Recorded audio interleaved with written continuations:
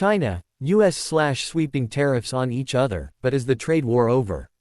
Trump had upended international commerce with his sweeping tariffs across economies, wiping billions off equities and with businesses ailing.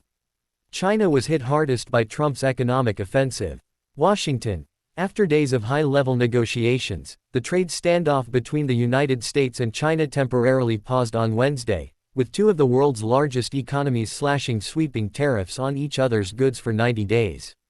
Washington and Beijing had agreed this week to pause the brutal trade war that has roiled global markets and international supply chains.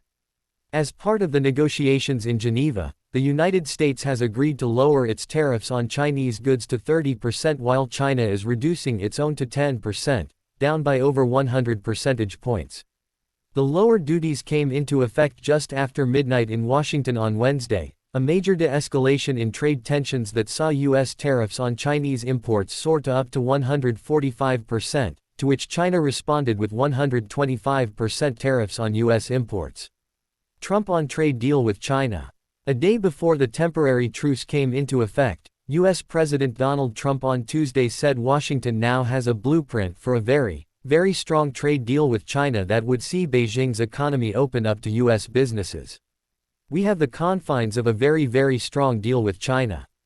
But the most exciting part of the deal, that's the opening up of China to U.S. business.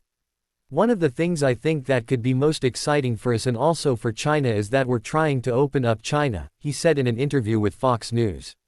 This came after both nations held successful negotiations over the weekend in Switzerland's capital to find a way out of the impasse.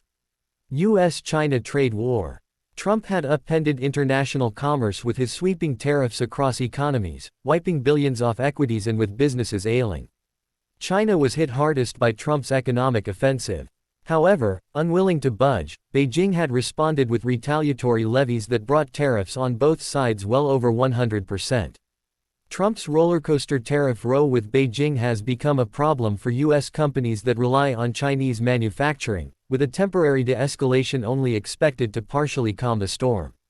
And Beijing officials have admitted that China's economy, already ailing from a protracted property crisis and sluggish consumer spending, is likewise being affected by the trade uncertainty.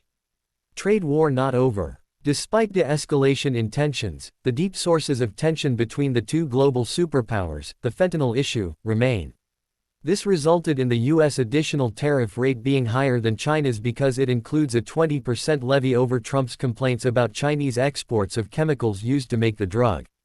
Washington has long accused Beijing of turning a blind eye to the fentanyl trade, something China denies.